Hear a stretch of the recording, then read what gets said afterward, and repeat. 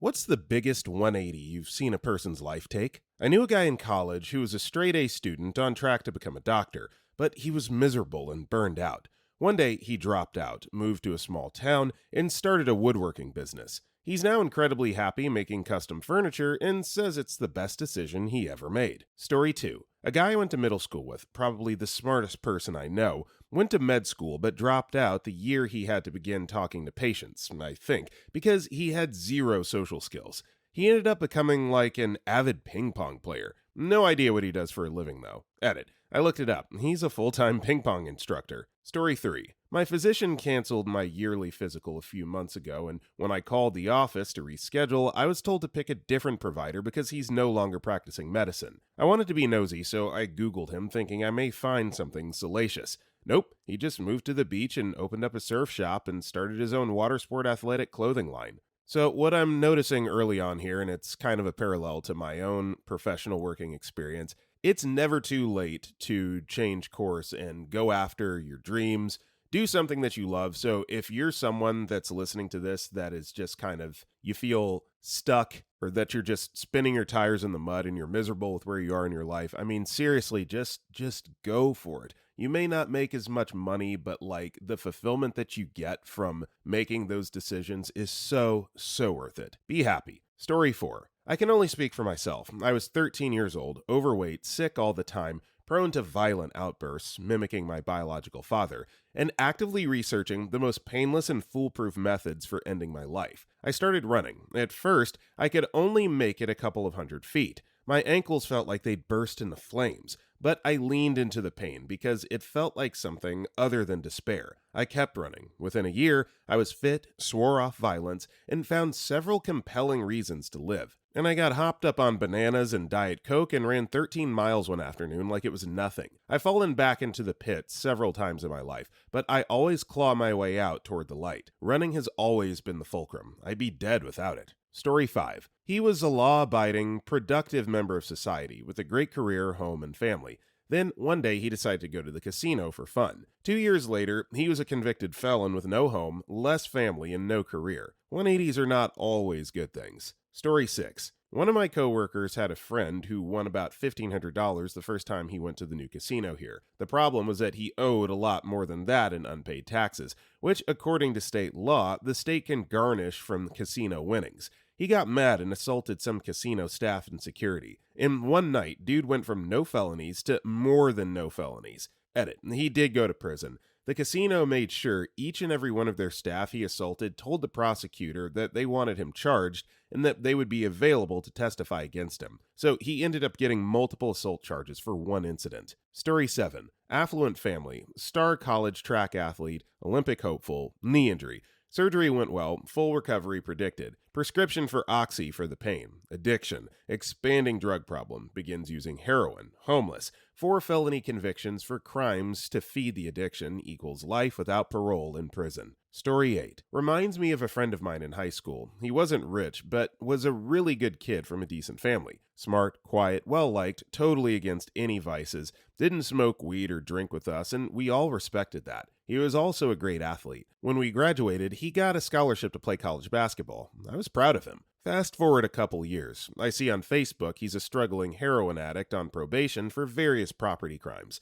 During the summer after high school, he fell into destructive habits. Instead of going to college, he sold drugs and worked under the table at a smoke shop to feed his addiction. Fast forward to this year, and I find out from an old classmate that he passed away of an OD long ago. His family never published an obituary, no announcements on social media. Very sad. Story 9. My brother spent his late teens and mid-20s being a lying, thieving, directionless bum who flunked out of college despite being extremely bright. Then, one day, he just decided enough was enough. A switch flipped in his brain or something, and he went back to school for electrical engineering.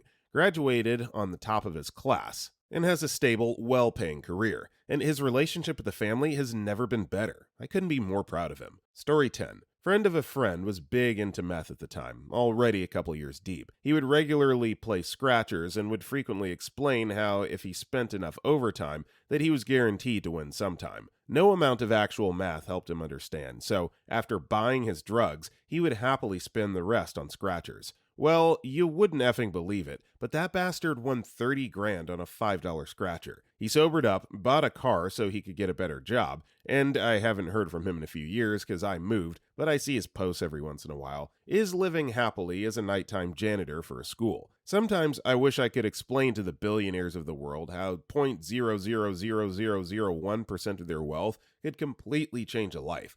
But I'm so poor I'd get crucified for even thinking about having a conversation with one of them. Story 11. I have a journalism degree and a law degree, but I never knew what I wanted to do in life, except have drunken sex. It all seemed so pointless. For 8 years, I drove a taxi, got a DUI in my cab, then a second the night of my mother's funeral, 5 years later for a felony. I ended up homeless for 6 years or so. I'd stay with a friend on weekends, but otherwise I was outside. I'd sit up and read at night for want of any place secure to sleep. A little over 3 years ago, I finally got a job as a custodian working nights. In August, I won Employee of the Year, and with it, a $1,000 bonus. 10 days ago, I couldn't sleep because my legs were cramping. I'd worked 13 hours to prepare for our school's annual inspection, so I walked to a convenience store. I was also addicted to scratchers. I bought two $10 scratchers. The first is worth $150,000, but I haven't cashed it yet. True story. Story 12. A friend of mine. Good kid, if a bit rambunctious and a bit of a troublemaker. Definitely on the track to a solid living, as he could fix anything and was always keeping himself busy tinkering with things. Not book smart, but definitely not someone who would struggle to survive if left to his own devices. He was in an accident that left him with a severe TBI, among other things.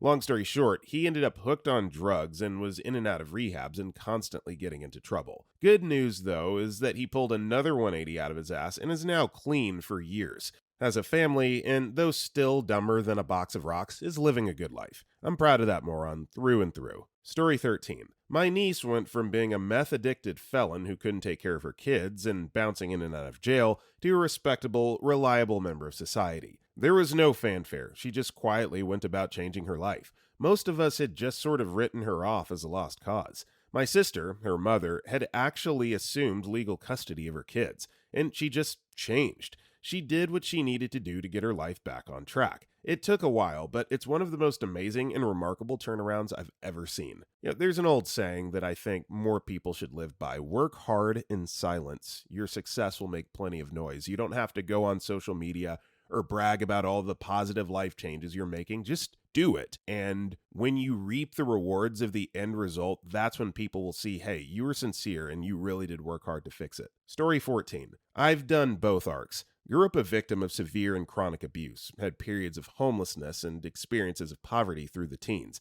But I dissociated it all away and worked to escape this fate. Committed to therapy at uni and made decent strides. Ended up later graduating with a master's with distinction in computer science, and in a remarkably stable and healthy long-term relationship. It's an impressive story, I suppose. But in the subsequent years, it all went downhill. Escalating mental illness made full-time work impossible to hold down. Therapy availability dropped. Ended up in a psych ward for a bit. Turned towards substance misuse. Career stalled. Childhood PTSD and dissociation intensified. Relationship collapsed. Ended up secondary homeless. Fell into catatonic depression. Basically lost everyone and everything. The success story became the tragedy.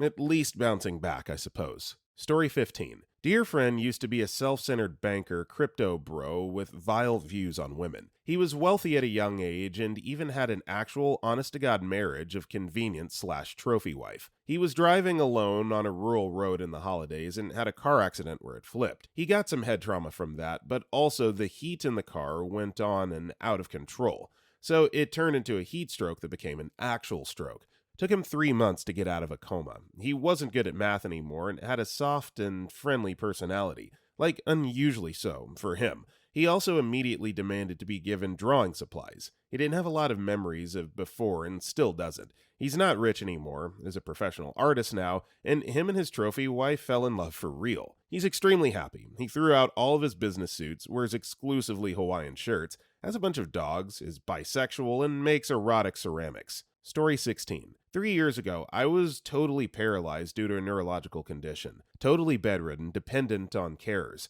As of this month, I'm almost a qualified teacher and ran my first 5K. A doctor told me years ago to accept my life for what it was. I never stopped fighting, and now you'd never know anything was ever wrong with me. Story 17. Robert Downey Jr. getting convicted for possession of an illegal firearm and cocaine and heroin, serving 15 months of his originally 3-year sentence in prison. That was in 1996 to 2000. In 2015, the governor of California pardoned him for his actions. Today, he's one of the richest actors on the planet. Fun fact, his son also got into drugs at a similar age, was charged for possession, and went to rehab while being very much supported by his father. Story 18. Old friend of mine was rootless and disconnected. She started feeding the homeless and found her calling. I'm proud to have answered her first request for items for the homeless. I sent bundles of gym socks. Now she's internet famous. Her nonprofit is completely driven by donations via social media. She's won several awards. She's provided the connective tissue for many people to move forward. Biggest 180 I've ever seen. Story 19. My brother's friend grew up with a pretty rough home life. As a result, he spent a lot of time at my house, and he more or less became an additional sibling and child in our house. My parents even offered to let him live with us after he graduated high school. Fortunately for him, he was able to get a full ride to a prestigious university and made friends with a bunch of rich guys there who let him live in their nice shared rental and would often gift him experiences or gently used really nice things. He graduated with honors and made 6 figures out of college. He's since gotten married and made a life for himself in our hometown. I don't know how much contact he has with his family, but he's still close to mine. Story 20. I volunteered for a homeless ministry for 10 years. Not a place that just offers 3 hots and a cot, but the kind of organization that focused on rehab, jobs, and skills training, and a community of supporters who would give the ministry's clients help. I've encountered hundreds of people who got off the booze and the drugs and got their acts together in life. 2.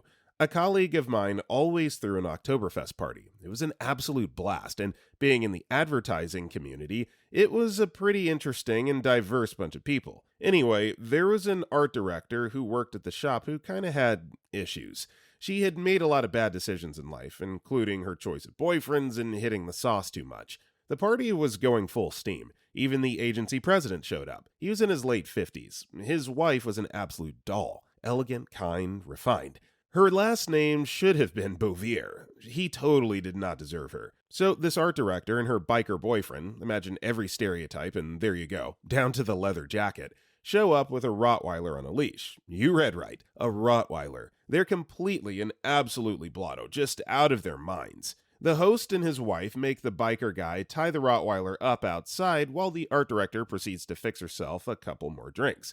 While the agency president is making the rounds, his wife, Katie, is making polite conversation when the art director stumbles up and says, "Hey, Katie, so, where's your a-hole husband?" There is a collective gasp. Katie looks at her and says, "Excuse me?" I say, "Where's your a-hole husband?" Swaying on her feet, she thinks about what she's just said and offers, "I mean, he's an a-hole in the nicest possible way." Katie replies, "Well, that's a relief." And for the next 30 excruciating seconds, the art director is trying to dig herself out, only to find herself in an even bigger hole. Meanwhile, a few colleagues come up to me and say, "Chris, do something." I literally drag her out on the front porch where she immediately blows chunks into the bushes.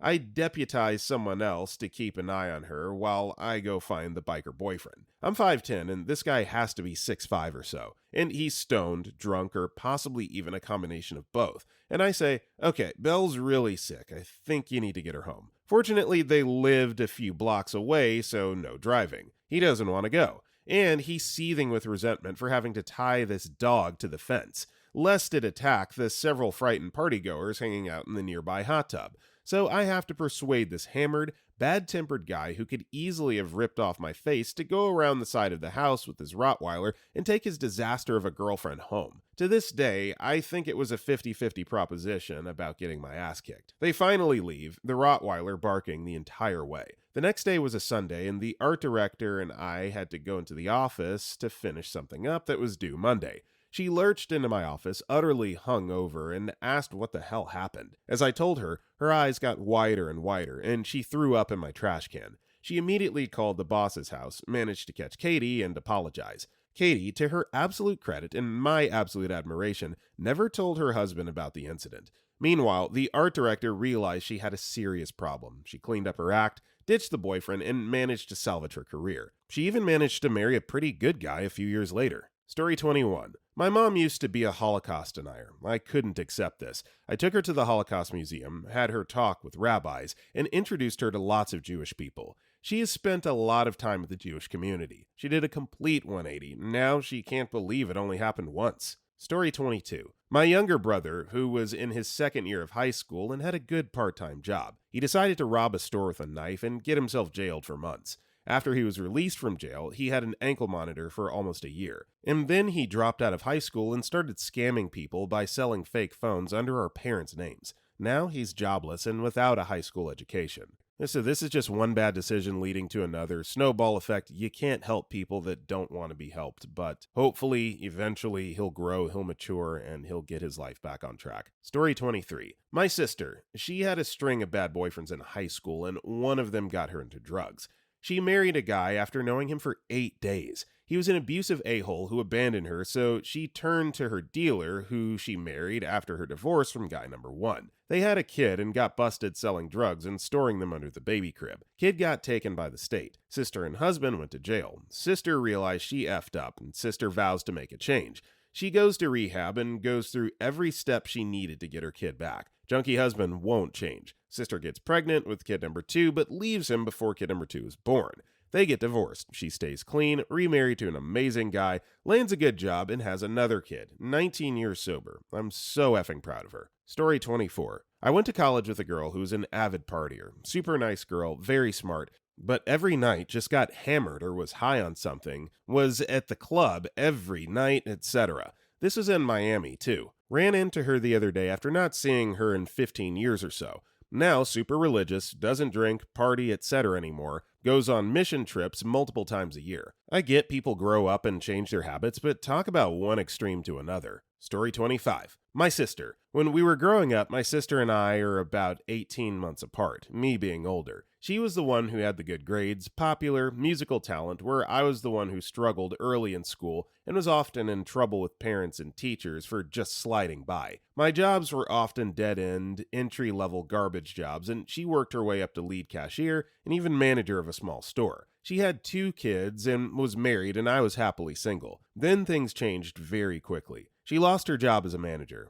At first, she said she was fired. Then she said she quit. This was less than a month after she was begging our mom for $100 that she needed to have by the time she got home. Then we learned that her husband wasn't just smoking weed, but that he was into some much harder stuff. This led to us wondering if that $100 wasn't so he could get his next hit, or if he owed his dealer money. Oddly enough, she said that her neighbors gave her the money with no expectation to ever pay it back. She lived in the ghetto at that point in time, and I didn't buy that for a moment. So this leads to the theory that she stole the money from work. They found out, and she was told to either quit on the spot or they would investigate and press charges. Meaning, good chance she might not have just stolen the money once. So she got a job for a company called Rainbow selling vacuum cleaners and accessories. Commission only. She bragged about how quickly she was making money and how it was faster than hourly pay. Yeah, I've worked commission-only jobs and they can pay well. I just wasn't sure how she was making good money selling vacuum cleaners and accessories. When I was on commission-only jobs, it was flooring, pools, cars. Expensive things that paid well. Well, apparently selling vacuum cleaners and accessories didn't pay well because her and her family were getting evicted. And this was after they got evicted from the apartment that they had lived in for over a decade. And this was the apartment that they moved into after getting scammed on a rental house, where they lost most of their money. She paid the money before even seeing the rental house because, honestly, I don't even know how she fell for that. It was like $1,500 that she paid, only to find out that she got scammed when the owners of the house told her it wasn't for rent, when getting evicted for the second time that summer. Yeah, they weren't even in the second apartment for 5 months before they got evicted. Her husband was super drunk, super high on whatever the hell drug he was on, and beat the crap out of her and their oldest daughter. My sister goes to the hospital, and he goes to jail. My sister and her children move in with our mom. Almost 10 years later, My sister works as a receptionist with no drive or no desire to do anything else, has decided that she will live with our mom forever, has outsourced the raising on her kids to our mom, and does the absolute least amount of work around the house as possible. Our mom calls me up about once a week to female dog and moan, and has made it clear that once the last kid moves out and the youngest is a high school senior with an acceptance letter to some college 3 hours away, my sister's going to have to do something because this can't continue. She isn't going to wait on my sister hand and foot forever. Her husband served about 6.5 months in a boot camp style jail program, scored 20 years probation, and every so often I look him up and find that he's been in and out of jail for violating the no drugs or alcohol part of his probation. He spent one Thanksgiving in jail because he gave a false name to a cop. He got the 6.5 months because he had no priors. She later told us that he beat her and her children regularly, but she never called the cops, so he had no priors when he was arrested, thus the light sentence. My sister thought that was unfair. Our mom just told her that this is what happens when you let garbage people get away with their crimes. So, in less than a year, my sister went from living with her husband and kids, working in a decently paying manager job where they seemed to be doing well, to having to live with our mom and having zero desire to improve. Story 26. Guy used to be my friend, had a family, 4 kids, a stand-up guy. He would give you the shirt off his back to help out. During COVID, he developed some bad habits, drugs or alcohol, I don't know which. Family gone, none of the kids is allowed to be with him, stole from my house, and is now homeless. He ran out of friends to couch surf with and steal from. No idea where he is, and hope he sorts his crap out before screwing up his kids more. But I'm done. Story 27. Raise his hand. Back in March, I had one job, lived in a nice neighborhood, had few cares in the world. Fast forward to April 2024, my mom passes away, making me the sole financial caretaker for my dad with dementia. His care is $9,000 per month, out of pocket entirely. I now have 2 full-time remote jobs and some side hustles that, without disclosing too much, could potentially get me in serious trouble, but I don't have much of a choice if I have to come up with an extra $9,000 every month. I moved to a crappy bug-infested apartment in a terrible part of town to save as much money as possible. In the span of a few months, my life went from easy street to something resembling a crappy Breaking Bad knockoff. Story 28. From my own experiences, going back about 12 to 13 years ago, got married, Indian culture, wasn't happy but went along with it. Started great, then the verbal assaults began. Soon turned physical, her to me, but I never raised my hand. Went into a slow downward spiral of heavy drinking every day after work, spending up to 6 to 7 hours in the pub just to get away from being home. Lasted about 2 to 3 years. Finally bit the bullet and moved out, staying with friends and doing overnight shifts. Family didn't want to know me as I'd, quote, disrespected the family name by going through a divorce. The drinking got worse. I'd subsequently lost my job as a result and legit felt there was no way out. Then, lo and behold, a friend of the family reached out. She was living on rent and offered to take me in, speaking with her landlord who accepted. Moved to the other side of London, got myself a job starting from scratch, done my best to stay off alcohol. Fast forward 10 years. Now, teetotal, married, again for 7 years, and got a 4-year-old son with 2 dogs, and a homeowner. Story 29. I know a master sergeant with 18 years served who was in a gang and has a sealed record from crimes he committed as a child. Now he's a straight-shooting, crazy-eyed master sergeant in the U.S. Army who's about to finish his 20 with a couple degrees the government paid for and a pretty wild skill set. I swear, I hear one of these full-blown 180 stories in the Army at least once a week. Story 30. My life after I took my wife's advice and talked to my doctor about taking antidepressants. That combined with individual therapy and couples therapy. I didn't see it after first until one day she made a comment that was something like, "It's like you're a different person." Little things that used to set me off and cause me to be miserable for hours or days or nothing. Looking back, it's clear I should have done this sooner. Story 31. Back when I was a young pothead, I had a friend, Stan. I worked with Stan at the grocery store, and Stan, it would turn out, was a pretty big pot dealer, as in, he had the balls to go to Mexico and get weed for 50 or $100 a pound, then drove it back, and sold it in quarter-pound quantities. He cut out a few middlemen this way, and I remember once going into his garage, and there was probably a couple of pallets of weed, neatly wrapped in plastic. He maintained his grocery store gig, and part-time student gig, and eventually graduated college from UTA. He understood low profile and was seemingly pretty careful. Today, he's a preacher, and I know he still has a motorcycle he bought with his weed money 40 years ago.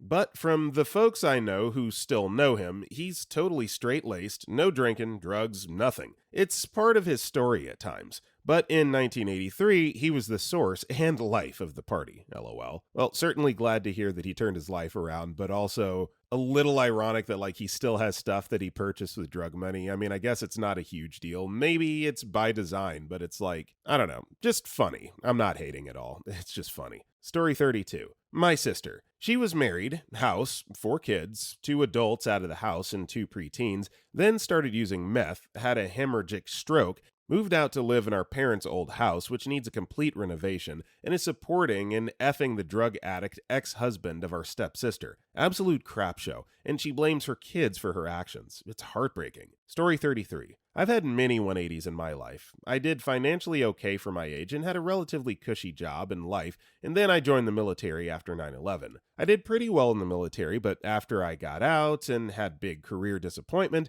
I became unemployed for many years. But then went back to school and got an advanced degree, which landed me a decent job. In a way, I'm just waiting for the next thing to flip my world upside down again, and can't help but feel it'll happen because of my past experiences. One of these days, I'm going to drop dead suddenly, or find out I have cancer probably. Story 34. My ex-best friend was the kindest soul. She was literally the epitome of a perfect person. Anytime I needed a shoulder to cry on, she'd be there. Last August, she met a boy. They moved in a month or so later, and ever since she's been with that boy, she's been really nasty. Completely flipped. I caught her talking bad about me, saying things about my looks and my relationship. It really hurt. She also gossiped a lot and never had a nice thing to say about anybody. She also turned very toxic and complained that I wasn't doing enough with her when I would see her at least every single week, despite the fact that she'd canceled plans to be with her BF, who she lived with. I made the difficult decision to cut her off in February. I have to admit, life's been painful since then, but I miss the old her like crazy. I think about her and what she's getting up to all the time. However, in her story, I'm the devil from hell and the crap on the ground for cutting her off. I still cry over our friendship, and I miss the old her more than she'll know. Story 35.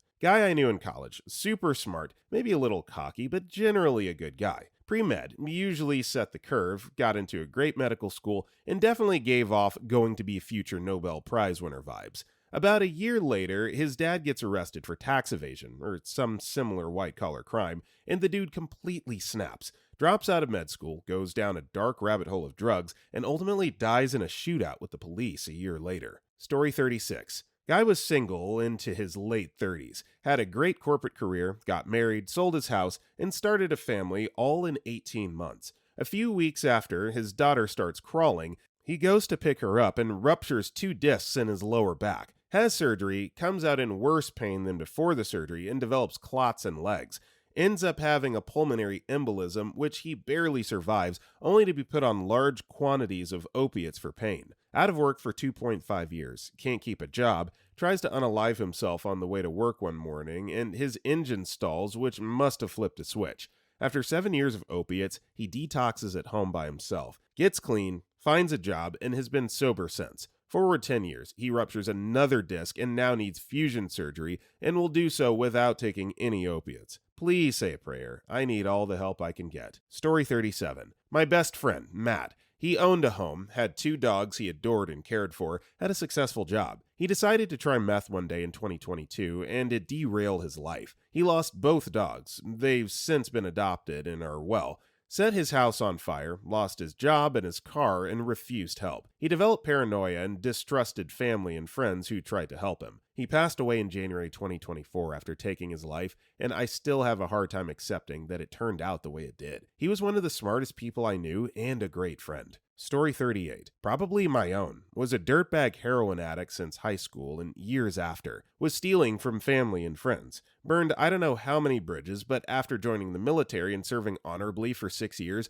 it completely changed me, and I'm the most successful I've ever been in my life. I have a huge savings, am going to school for computer science, utilizing my GI Bill. I'm beyond proud of myself. And you should be beyond proud of yourself. I'm proud of you too, and I'm sure there are plenty of listeners today that are super proud of you as well. Way to turn it around. Great story. Story 39. Dude was an A-plus student with scholarship going for an engineering degree. Smoked pot, possibly laced, for the first time and had his first psychiatric break. Ended up at our unit unable to hold a thought and left the best we could get him to, which was stable condition but still with schizophrenia. No previous psych history. Pretty much dropped out of college and is now cared for by his parents because he can barely do his ADLs by himself. Not sure if he's ever going to finish his degree or live by himself at this point. Story 40. She was incredibly talented. Her paintings looked like photographs. She was quiet and very kind. Then one day we're all at a party and she was extremely agitated. Nothing she said made any sense. Fast forward a decade and I'm living in a bigger city. I'm walking downtown one day and I see her missing poster on a lamppost. Then a couple years later, I'm out for a run by the river and I see a police dive team. They found her. Story 41. I had this roommate once. She was a rave every weekend, get hammered, and do whatever drugs come my way kind of pretty girl. The dude she was seeing cheated on her at EDC in a threesome on the Ferris wheel, on video, after he told her he was celibate for religious reasons. He had taken her to his church, her first time ever attending, the week prior to this. When she found out, she continued to go to his church, met a straight-laced Catholic man, and within a few months is married and living that God-loving life. This girl went from Sullivan King raves and benders every weekend, sleeping wherever and taking whoever's drugs, to a church first thing Sunday morning kind of person and being a traditional housewife. Story 42. School classmate, from a good family that was very well off by local standards. I knew the parents. His dad was cool but didn't say much. His mom is one of the genuinely nicest people I know. He had it all growing up. The cool clothes, the cool car, toys, trips, etc.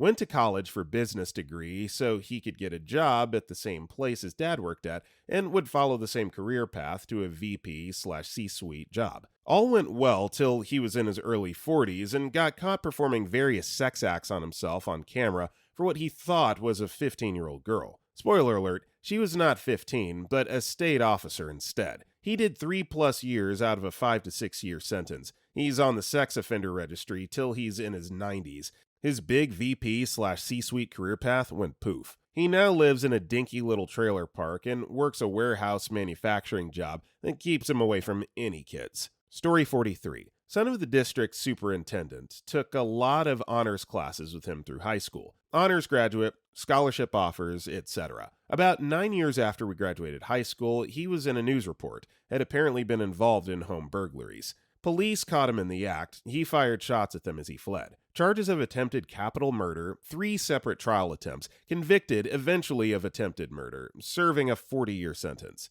So different from the straight and true honors student classmate we grew up around in our high school years. Story 44. My buddy. 10 years ago, he was addicted to Xanax, stealing from me to buy more. OD'd at least twice, but somehow didn't die. Finally gets arrested for stealing and is given the choice of 1 year in jail or to do the drug rehab program, which lasts for a year. He decided to do the rehab program. He did very well. I was the only person there for him as he went through it, and we became friends again. He got back into school, completed his bachelor's. He's now at a great university, about to complete his master's in biology, and will continue on to complete his PhD. Story 45. This fella I went to high school with was a real knucklehead. Did drugs, dealt drugs, skipped class. One time he walked into our history class and asked me if he, quote, looked straight. His eyes were like saucers. He said he had to swallow a bunch of acid tabs because the SSO called him to his office to search him and felt that taking that much acid was the best course of action. Fast forward to senior year. He tries out for the cheerleading squad on a dare and made it.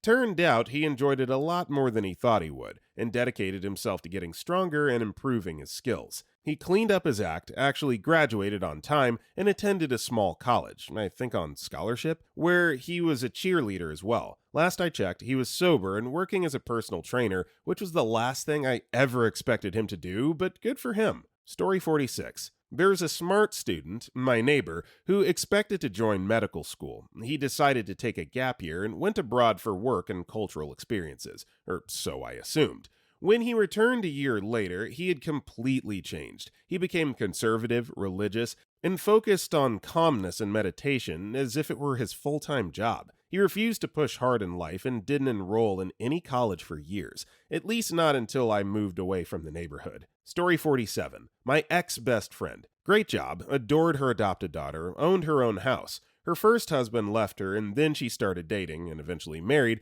a guy at work that got her into drugs. They both failed drug tests at work. He died of alcohol poisoning, and she started drinking very, very heavily and taking pills. A few times, her daughter found her near death and had to call 911. Eventually, her daughter moved in with her father. My friend ended up losing her cat, her home, and every single thing she owned. She used everyone in her life until she had nowhere to turn. She was last seen at a homeless shelter in Texas in February and was saying they were going to kick her out. Some group called Watchmen's Ministry took her in, and she has completely disappeared. I miss my friend. I don't know why she still haunts me. She cut me out of her life very abruptly in 2017, despite being best friends since 1987. I guess I want to know why and what happened to her, and I realize I will likely never know, and that drives me crazy. Story 48. For 6 years, I had constant severe heel pain that made me disabled. I walked with crutches. I had to carefully plan every walking route I took. Often, I couldn't make it through a Walmart trip without needing to stop and rest on the floor. I never took my textbooks to class with me because a couple textbooks worth of weight would make it hard to get through the day. At home, I would often walk on my knees or crawl on the floor. Most of the time, when I could go no further, kind people would help me walk. But sometimes I was just left there on the ground. Saw many different colors. They mostly thought it was plantar fasciitis, but no treatment seemed to work. Suddenly, one of the doctors got it right. It was a rare nerve disorder called tarsal tunnel syndrome, not unlike carpal tunnel. He diagnosed it by having a guy inject painkiller directly into the suspected nerve tube. First time in 6 years, I felt no pain. Soon, I got surgery, and once my foot healed, I was amazed that I had basically no more mobility limitations. I went from struggling to make it through my daily activities to dancing for hours at a wedding. This surgery coincided with my university graduation, and I was able to get many seasonal jobs, one after the other, and do biological fieldwork like I had always dreamed of. I tromped through the marshes, hiked through deserts, camped in forests, all things that would be totally impossible before. It really was a complete 180. It felt like a miracle, honestly. Now I always appreciate my health, and wherever I see someone's mobility impaired from age or anything, I greatly empathize with them. Story 49. My husband's mistress cheated on her wealthy, established high school sweetheart husband for my ex. She was always on lavish trips, going to nice restaurants, and he even bought her a Birkin. She never once had to do her own taxes. He took care of everything financially. My ex is unemployed, likely dead broke, and has been out of real work for a year so he could run off with her. When they have to work again, his prospects are going to be slim. I'd imagine they're deep in credit card debt right now since both of them lost their jobs. She nuked the life most women dream of, rich and wonderful husband, for a fellow cheater and lazy opportunist. Story 50. I witnessed one of the most surprising transformations in a person's life, and it happened with a very close friend. During his youth, he was trapped in a cycle of addiction, endless partying, and toxic relationships. It was common for him to get into trouble, to the point where many thought he would never break free from that destructive path. Everything changed suddenly. After facing a series of legal and health issues caused by his lifestyle, he had a moment of clarity. He decided it was time to make a radical change. He enrolled in a rehabilitation program, began surrounding himself with people who supported him, and avoided environments that pulled him back into his old habits.